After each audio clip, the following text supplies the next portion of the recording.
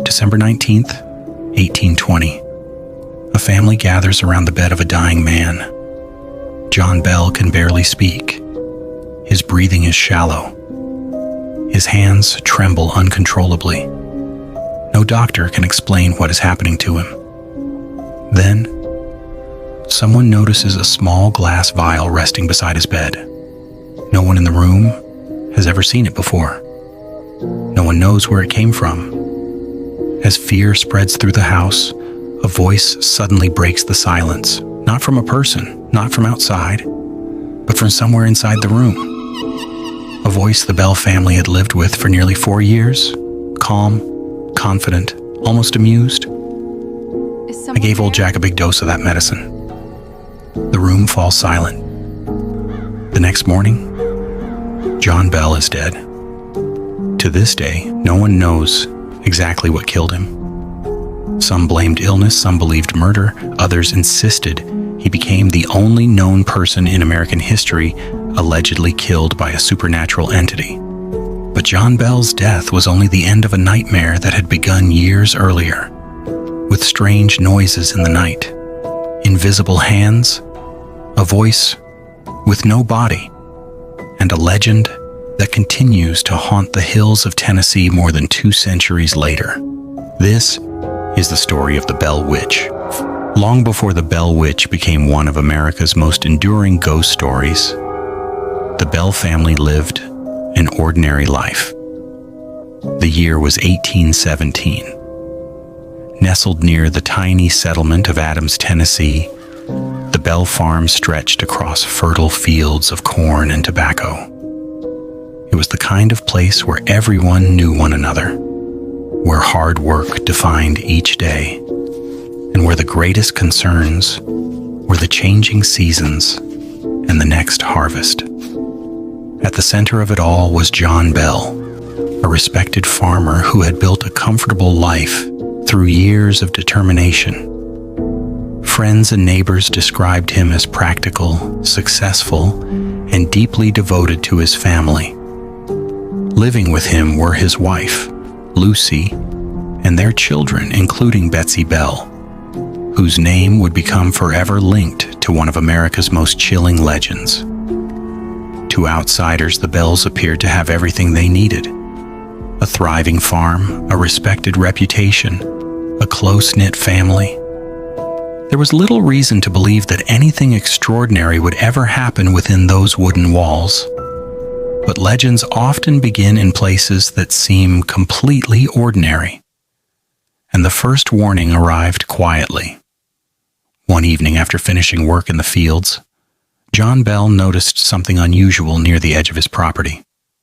Standing motionless among the tall corn stalks was a strange animal. At first glance, it looked like a dog, but something wasn't right. Its ears were unnaturally long. Its body appeared distorted, and its head resembled that of a rabbit. The creature stared directly at him, neither moving nor making a sound. John raised his rifle, expecting the animal to bolt. Instead, it simply vanished. Not by running into the woods, not by disappearing behind the crops. It was there one moment and gone the next. John searched the area, convinced the creature had slipped away unnoticed.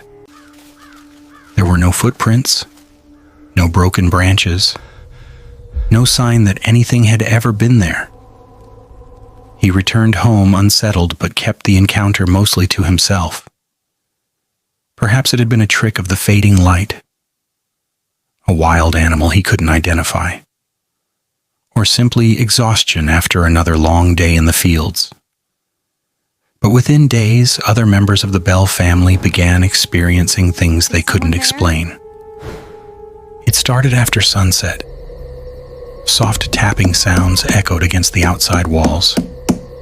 At first, they sounded like tree branches brushing against the cabin. Yet the nights were perfectly still. The tapping grew louder. Then came scratching beneath the floorboards. Heavy knocks on the front door. Footsteps circling the house long after everyone had gone to bed. Each time John grabbed his lantern and stepped outside, the farm was silent. No intruder, no wandering livestock, no mischievous neighbor playing tricks, only darkness. Night after night, the sounds returned. Sometimes they came from the roof, other times from the windows. Occasionally they seemed to move around the house, as though something or someone was deliberately circling the family, waiting just beyond the reach of the lantern's glow. The bells tried to ignore it. After all, frontier life was filled with strange sounds. Old houses creaked. Wild animals prowled the woods. Every mystery had a logical explanation, or so they believed. Then one night the noises changed. The scratching stopped. The knocking ceased. In their place came something far more disturbing. A faint whisper, so quiet it was almost impossible to hear. It drifted through the darkness like a voice carried on the wind. No one could make out the words, only that someone or something seemed to be trying to speak. The family exchanged nervous glances. None of them knew it then, but the strange creature in the field, the footsteps in the night, and the whisper inside their home were only the beginning. The real nightmare had not yet revealed itself. At first, the Bell family did what most people would have done. They searched for ordinary explanations. Perhaps an animal had found its way beneath the house. Perhaps local children were playing cruel tricks under the cover of darkness. John Bell inspected every corner of his property. Neighbors were asked if they had seen anyone wandering near the farm at night. Nothing. No footprints, no broken fences, no evidence that another person had ever been there. Yet the disturbances continued, and they were becoming impossible to ignore. Every evening, just as the family settled into bed, the house seemed to come alive. Knocking echoed through the walls, not once, not twice, but over and over again. Sometimes it came from the front door. John would rush outside with a lantern, expecting to find someone hiding in the darkness. There was never anyone there. Other nights the sounds came from the windows, or beneath the floorboards, or directly above their heads as though unseen footsteps paced across the roof. The noises seemed almost intelligent. Whenever the family investigated one part of the house, the sounds immediately shifted somewhere else. It was as if something was watching them, playing with them, testing their fear. Then the haunting turned personal. The first victim was 12-year-old Betsy Bell. One night, she awoke suddenly, convinced someone was standing beside her bed. She looked into the darkness. There was no one. As she lay back down, something yanked her hair with such force that she cried out in pain. Her parents rushed into the room. They found Betsy alone, terrified. Oh, my child! Her hair was tangled as though someone had grabbed it. But no one else was inside. The family tried to reassure her. Perhaps she'd caught her hair in the bed frame. Perhaps she'd suffered a nightmare so vivid it felt real. But the following night, it happened again. This time, the invisible force was more violent. Betsy screamed as unseen hands pinched her arms and legs. She felt sharp slaps across her face. Her blankets were ripped from the bed, though no one was there to pull them away. John and Lucy watched helplessly as their daughter cried in terror. They searched beneath the bed. They searched the room. Nothing. No intruder, no animal, no explanation.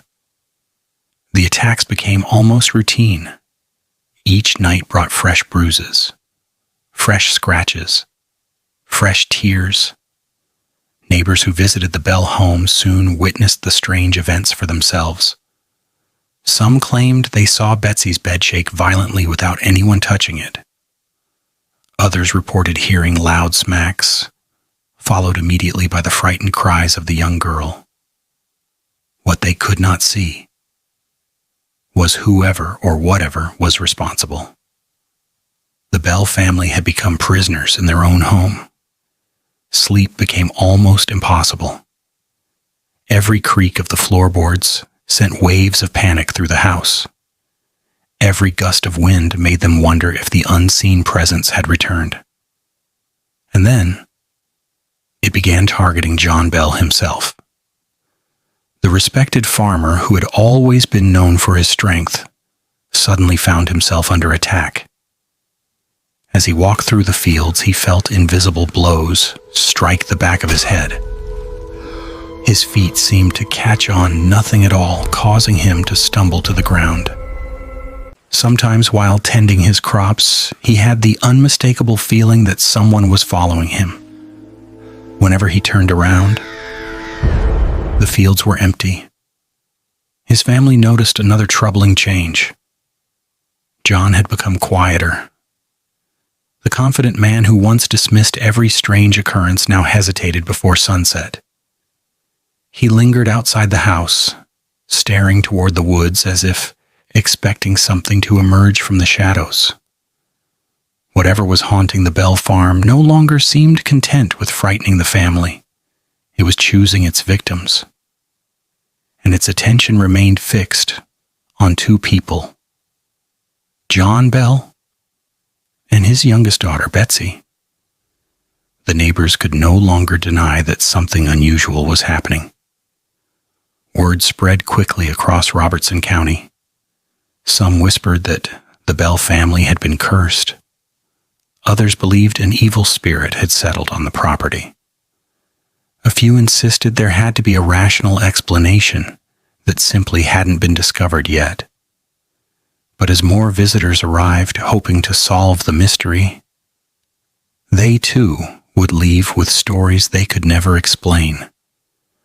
Because the haunting was about to do something even more disturbing.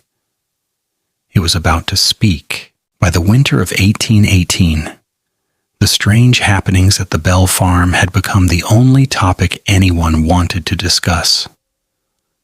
What had started as unexplained knocks and invisible attacks had grown into something far more unsettling. The Bell family was no longer suffering in private. Their neighbors had begun witnessing the events themselves. At first, only a few trusted friends were invited into the house. John Bell hoped that another pair of eyes, or perhaps a more skeptical mind, could uncover what his family had missed. Instead, the visitors left with more questions than answers. One evening, as several neighbors sat quietly in the Bell family's living room, the familiar knocking began. 3 sharp raps echoed from the wall behind them. Everyone turned. Nothing. Moments later, the sound came from the ceiling, then beneath the floor. It moved through the house as if it were deliberately avoiding anyone who tried to follow it. One of the visitors searched every room. Another stepped outside to inspect the walls. They found nothing. As the silence returned, a faint whisper drifted through the room. At first, it sounded like little more than the wind slipping through cracks in the cabin. But the whisper grew louder, clearer, until every person in the room could hear it. No one could tell where it was coming from. It seemed to come from everywhere at once. The voice spoke softly, almost playfully. Then it laughed. A low, unnatural laugh that echoed through the house before fading into silence. The room remained frozen. No one dared move. No one dared speak. For the first time, there were witnesses beyond the Bell family, and every one of them left convinced that something impossible had taken place. As weeks passed, the voice became stronger. It no longer whispered. It spoke in full sentences. It called members of the Bell family by name. It interrupted conversations. It answered questions before they had been finished. According to later accounts, the mysterious voice displayed an astonishing memory. It quoted long passages from the Bible. It repeated sermons that had been preached miles away. It sang hymns that many visitors recognized from church. Some even claimed it could carry on several conversations at once, responding to different people from different parts of the room. Whether these stories grew with time or reflected genuine experiences remains impossible to prove. But one thing is certain. The Bell Farm became a destination. People traveled from neighboring towns simply to witness the phenomenon for themselves. Some arrived expecting a clever trick, others came hoping to experience the supernatural. Many carried Bibles. Some brought weapons. A few even believed they could drive the spirit away. None of them stayed confident for long. Witnesses described hearing footsteps crossing empty rooms. They watched doors swing open on their own. Candles flickered violently, even when there was no breeze. Objects seemed to shift without anyone touching them. And always, there was the voice. Sometimes it mocked visitors, sometimes it insulted them. Other times it revealed details about their personal lives that, according to the stories, a stranger should never have known. One skeptical guest reportedly challenged the unseen speaker, demanding that it reveal itself. The response came instantly. A burst of laughter echoed through the house. Then the man's hat flew from his head and landed on the opposite side of the room. No one standing nearby had touched it. Stories like these spread rapidly across Tennessee. With every retelling, the legend grew. Some believed the Bell family was haunted by the ghost of a wronged woman seeking revenge. Others argued that they were witnessing an elaborate deception. A few ministers declared the disturbances were the work of a demonic force attempting to deceive the faithful. Yet despite countless theories, no explanation satisfied everyone. The Bell family had become trapped between curiosity and fear. Every visitor brought hope that the mystery would finally be solved. Instead, each new witness seemed only to deepen it. Then word of the haunting reached someone whose name would forever become tied to the legend. A military hero, a man known for his courage, a future president of the United States, Andrew Jackson. And according to one of the most famous stories ever told about the Bell Witch, even he would leave the farm questioning what he had encountered. By the time the Bell Witch legend had spread beyond Robertson County, it had become impossible to ignore. Newspapers hadn't yet turned the story into a national sensation, but word traveled quickly across the Tennessee frontier. Travelers carried the tale from town to town. Church gatherings buzzed with speculation. Merchants repeated the story to every customer who would listen. And with each telling, the mystery grew. Among those who supposedly heard about the strange events was one of the most recognizable military figures in America, General Andrew Jackson. Years before becoming the 7th President of the United States, Jackson had earned a reputation as a fearless soldier and a man who rarely backed down from a challenge. According to the legend, he dismissed the haunting as nothing more than exaggerated frontier gossip.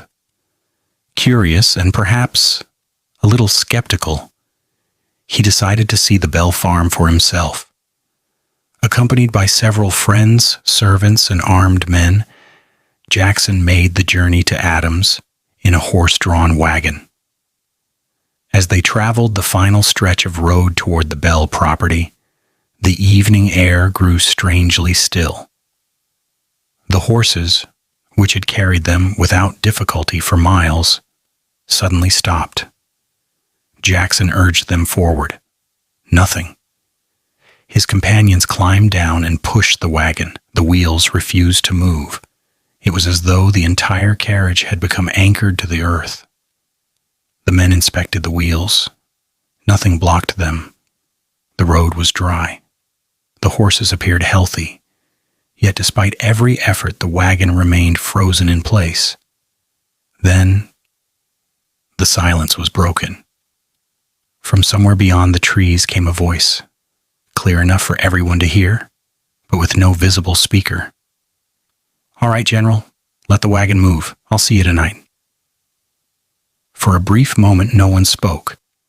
Then, as suddenly as it had stopped, the wagon rolled forward effortlessly. The horses continued as if nothing unusual had happened. Whether this moment truly occurred has never been proven. No diary written by Andrew Jackson confirms the encounter. No official military record mentions it. The earliest versions of the story appeared years later, passed down through local tradition. Yet the tale has become one of the most enduring parts of the Bell Witch legend. According to those accounts, Jackson and his companions spent the night at the Bell farmhouse. As darkness settled over the property, the familiar disturbances began. Knocking echoed through the walls. Footsteps crossed empty rooms. The mysterious voice returned. But this time, it seemed particularly interested in the famous visitor. The unseen presence mocked Jackson and joked with his companions as though it had been expecting them all along. One member of Jackson's party reportedly boasted that he carried a silver bullet and possessed the ability to defeat any evil spirit. He laughed at the stories and challenged whatever haunted the house to face him. The room fell silent. Then the man suddenly cried out in pain. According to the legend, an invisible force yanked him from his chair and dragged him across the floor. He struggled wildly against an attacker no one else could see. His companions rushed to help, but there was nothing to grab, nothing to fight.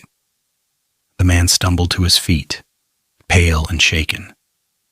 Without another word, he insisted on leaving the house immediately. Others in Jackson's party were equally unnerved. Some claimed they heard whispers directly beside their ears. Others felt unseen hands tugging at their clothing. Every unexplained sound seemed to come from a different direction. The house itself appeared alive, watching, listening, waiting. As dawn approached, Jackson and his men prepared to leave the Bell farm. Legend says that before climbing back into his wagon, Jackson turned toward the house and admitted something few expected to hear. "I would rather fight the entire British Army again than spend another night with the Bell Witch." Whether those exact words were ever spoken remains uncertain. Historians continue to debate the story, and many believe it was added to the legend long after Jackson's death. But whether fact or folklore, the tale accomplished something remarkable. If even Andrew Jackson, a man celebrated for his courage, could supposedly be frightened by the Bell Witch, then perhaps the Bell family had not imagined their nightmare after all. Or perhaps the legend had simply become too powerful to separate from the truth. Whatever haunted the Bell farm had now become more than a local mystery. It had become an American legend. And for John Bell, the worst was still to come. By the end of 1819, the Bell family had endured nearly 3 years of fear. The mysterious sounds had become almost routine. The unseen attacks continued, and the voice that had once whispered in the darkness now spoke with unsettling confidence. According to the Bell family's accounts, it had even revealed a name. It called itself Kate. Who or what Kate truly was has remained the greatest mystery of the Bell Witch legend. Many believed the entity was the spirit of Kate Batts, a local woman who had once been a neighbor of the Bells. Stories claimed that she believed John Bell had cheated her in a land deal years earlier. Before her death, she was said to have sworn revenge against him and his descendants. It is an explanation that has been repeated for generations, but historians have found little evidence to support the tale. There is no documented proof that Kate Batts placed a curse on John Bell, no written confession, no eyewitness account from her lifetime. Much of what is known today comes from stories passed down decades after the events supposedly occurred. Yet for the Bell family, the name Kate became inseparable from their nightmare. And if the stories are true, the entity had one final target: John Bell. The respected farmer was no longer the man he had once been.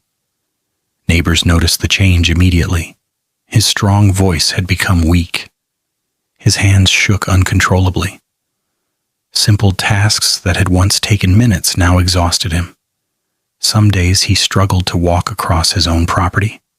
Other days, he could barely speak. Doctors were called. They examined him as best they could using the limited medical knowledge of the early 19th century. None could agree on what was wrong. Some believed he had suffered a stroke. Others suspected a neurological illness. A few admitted they simply did not know. Whatever the cause, John Bell continued to decline. The family later claimed that whenever his condition worsened, the unseen voice mocked him.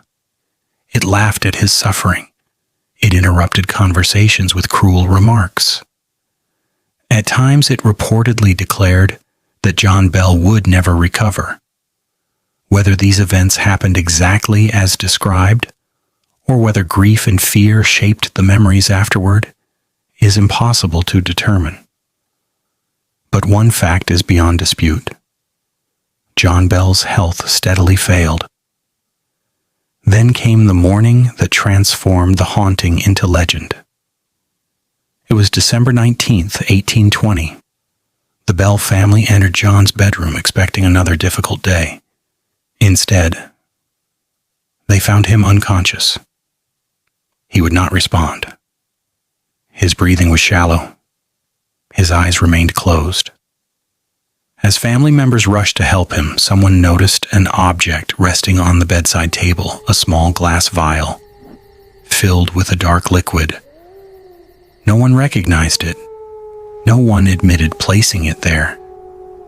The family searched the room, trying to understand where it had come from.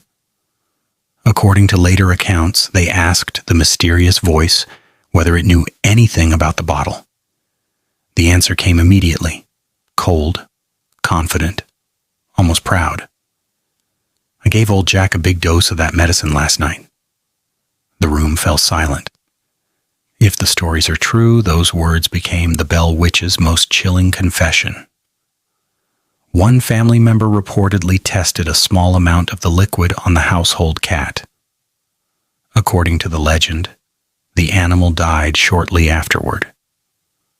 Whether that actually happened has never been verified.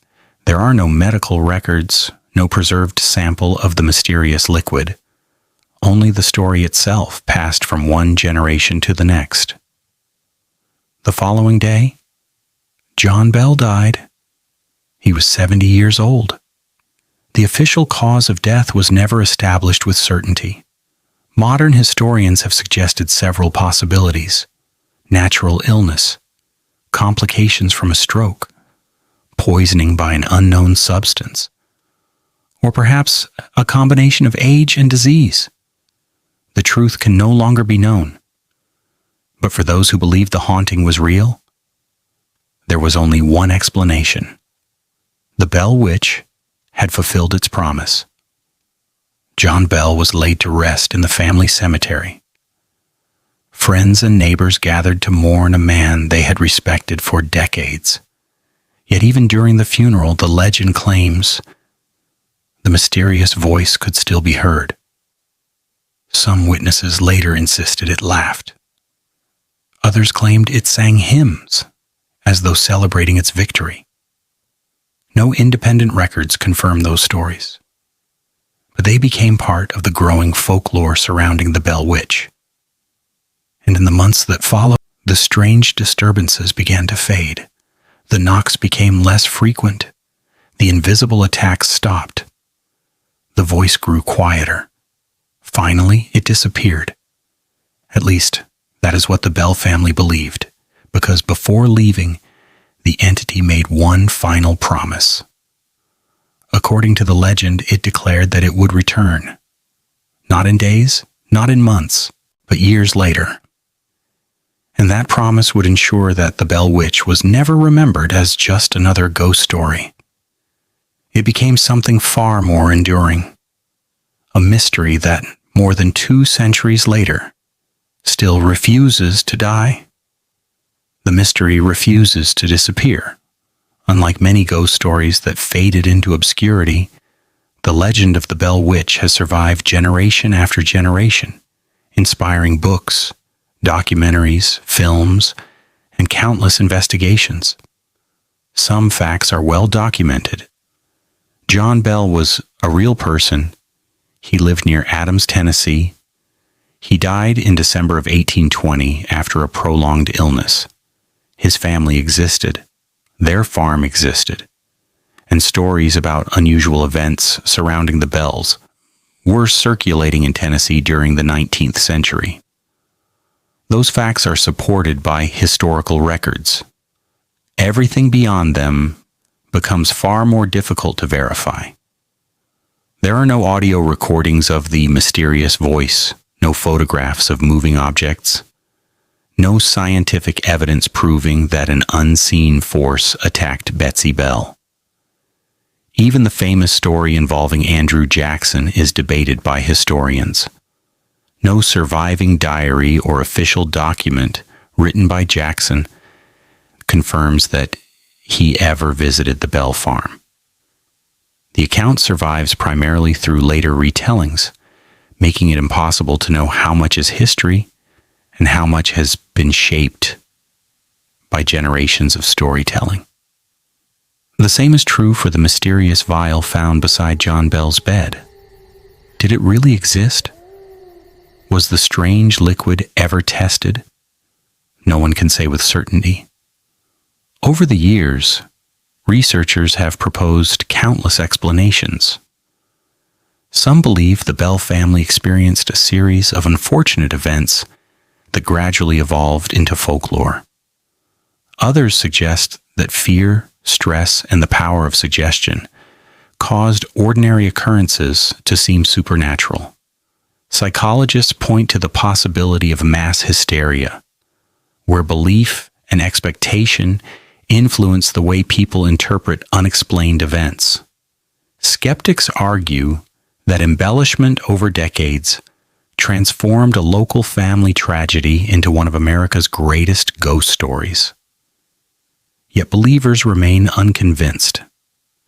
They argue that too many witnesses claim to experience strange phenomena.